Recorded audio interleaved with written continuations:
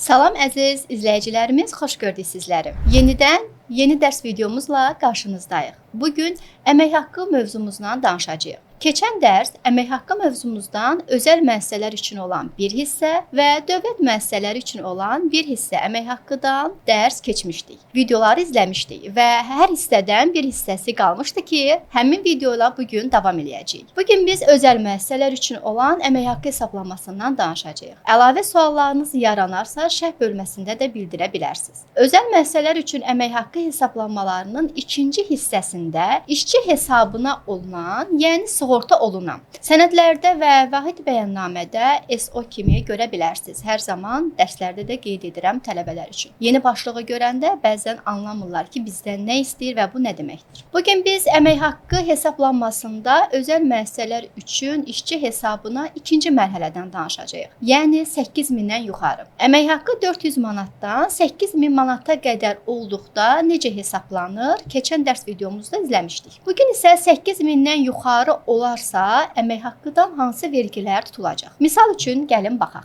8500 manat əmək haqqı olarsa, desenfi düsturumuz eyni qalacaq. Birinci mərhələdə necə hesablanmışdırsa, yenə 8500 manatdan çıxırıq 200 manatı, 10% üstə 6 manat gəlirik. 6 manatı hardan almışdıq? Əgər yadınızdadırsa, çıxdığımız 200 manatın minimal desenfi faizi 3%dir. Həmin 200 manatın 3%i 6 manat olduğu kimi qalır. 200 manatdan yuxarı hissənin isə 8300 manatın 10%i 830 manat edir.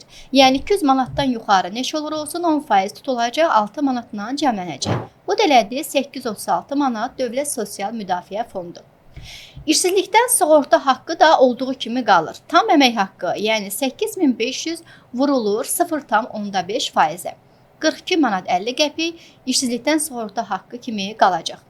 Tək dəyişən icbari tibbi sığortanın əlavəsi və özəl müəssisə üçün gəlir verginin tutulması qaydası olacaq. Deməli, icbari tibbi sığorta özəl və dövlət müəssisələri üçün belə olduqda asan şəkildə yadda saxlaya bilərsiniz. Özəl və dövlət müəssisələri üçün işçi hesabına, müəssisə hesabına eyni qalacaq icbari tibbi sığorta. Yəni 8000 daxil, 8000-ə qədər 2%, 8000-dən yuxarı hissənin isə əlavə gəlir 0,5% işsizlikdən sığorta haqqı. Yəni biz burada tam əmək haqqı 8500 manatı 2%-ə vura bilmərik. Qanun bizə deyir ki, özəl dövlət işçi müəssisə fərqi yoxdur. Əmək haqqı 8000 daxil, 8000-i 10 manat, 1 manat belə keçərsə 2%-ə vuracaq. 160 manat həmişəki qayda olaraq yadda qalacaq. Yəni 160 manat standartdır. 8000-in 2%-i saxlayacağıq. Ondan yuxarı nə qədər olursa, yəni 500 manat qalır burada, onun da 0,5%-i 2 manat 50 qəpik əlavə olunacaq 160 manata. Beləliklə 162 manat 50 qəpik icbari tibbi sığorta oldu. Fərqi yoxdur, 8100 manat da olsa, 9000 manat da olsa yenə 8000 2% 160 manatı ayırırıq, ondan yuxarı hissənin 0,5% ilə cəmləyirik. Və gəlir vergisi gəlir. Özəl müəssisə üçün biz danışmışdıq ki, 8000-ə qədər gəlir vergisi tutulmur. Özəl müəssisə üçün azaddır.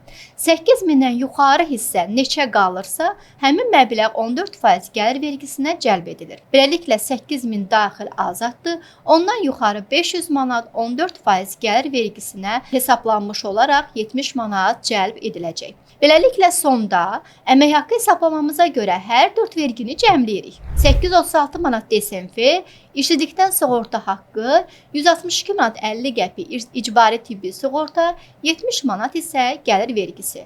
1111 manat cəmi tutulan vergi, qəşəng də cəmi tutulan vergi məbləği alındı.